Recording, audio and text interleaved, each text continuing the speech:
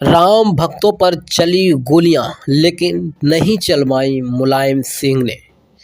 ये काला सच आज मैं आपको विस्तार से बताने वाला हूं।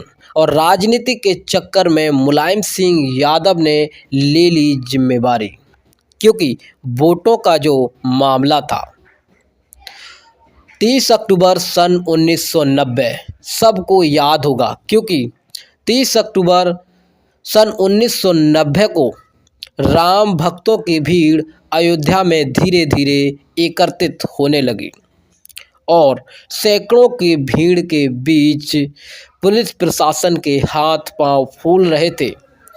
उस वक्त के तत्कालीन मुलायम सिंह यादव को ये बात समझ में नहीं आ रही थी कि कैसे अयोध्या के अंदर और उत्तर प्रदेश के अंदर कानून व्यवस्था बनाए रखी जाए। लेकिन शासन प्रशासन के पांव फूल रहे थे। मंत्री से लेकर नेता तक सब इसी सोच में थे कि कैसे करके भी राम भक्तों की भीड़ अयोध्या आने से रोकी जाए।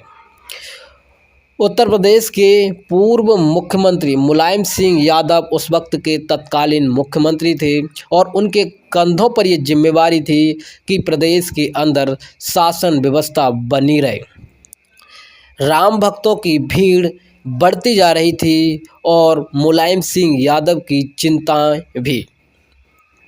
फिर दिन आता है 2 नवंबर 1990, वह काला दिन जिस दिन 500 से ज़्यादा राम भक्तों की गोलियों से हत्या हो गई।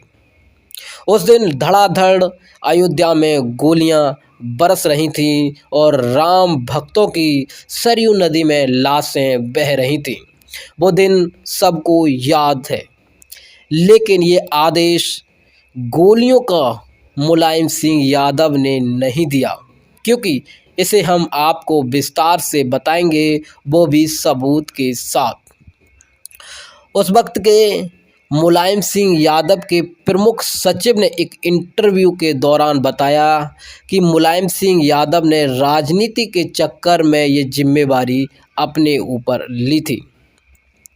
चलिए हम आपको बताते हैं कि नृपेंद्र मिश्रा यानी कि उस वक्त के प्रमुख सचिव मुलायम सिंह यादव के थे, उन्होंने क्या कहा। लेकिन 1990 में मुलायम सिंह यादव के प्रमुख सचिव रहे नृपेंद्र मिश्रा ने एक इंटरव्यू के दौरान बताया कि राम भक्तों पर गोलियां मुलायम सिंह यादव ने नहीं चलवाई और ना ही मुलायम सिंह यादव ने कोई ऐसा आदेश दिया था, क्योंकि उस वक्त नृपेंद्र मिश्रा मुलायम सिंह यादव के प्रमुख सचिव थे और जो भी आदेश दिया जाता है वो सचिव के द्वारा ही दिया जाता है। अब दोस्तों हम आपको बताते हैं कि कैसे राम भक्तों पर गोलियां चलाने का आदेश मिला और किसने दिया। आखिर इस वीडियो में हम नाम तो नहीं खोलेंगे, लेकिन आपको विस्तार से बताने का प्रयास जरूर करेंगे। उस वक्त का अयोध्या का जो प्रशासन था उसके हाथ पांव राम भक्तों की भीड़ देखकर फूल रहे थे और राम भक्तों की भीड़ लगातार आगे बढ़ रही थी और बाबरी मस्जिद के ढांचे को गिरा रही थी। अयोध्या के प्रशासन ने एक आदेश दे दिया कि अगर राम भक्तों की भीड़ नहीं रुक रही है तो उन पर गोलियां चला दी जाएं। और जैसे ही वहां के डीएम एसपी का आदेश मिलता है, तैसे ही लगातार राम भक्तों पर गोलियां बरसने लगती हैं और तमाम राम भक्त खून से लथपथ होकर ज़मीन पर गिर जाते हैं। जब पूरा मामला शांत होता है, अफरा तफरी मचने के बाद तमाम अधिकारी और पुलिस फोर्स के जरिए तमाम लोगों की डेथ हुए लोगों को ले जाकर के अस्पतालों में भर्ती किया जाता है। उसके बाद पूर्व मुख्यमंत्री मुलायम सिंह यादव को इस बात का पता चलता है। नृपेंद्र मिश्रा बताते हैं कि जब मुलायम सिंह यादव को ये इस बात का पता चलता है कि राम भक्तों पर गोलियां अयोध्या के प्रशासन ने चला दी हैं, तो वह नृपेंद्र मिश्रा से अधिकारियों पर नाराज होने का कहते हैं और तमाम अधिकारियों से नाराज होते हैं।